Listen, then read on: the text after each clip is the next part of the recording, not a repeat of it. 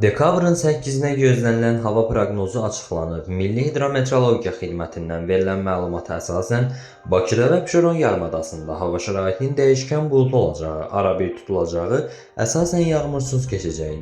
Azərbaycan rayonlarında havanın əsasən yağmursuz keçəcəyi, lakin səhər qərb rayonlarından başlayaraq bəzi yerlərdə arabir yağıntı olacağı gözlənilir. Ayrı-ayrı yerlərdə yağıntının leysan xarakterli olacağı, dağlıq ərazilərdə qar yağacağı ehtimalı var.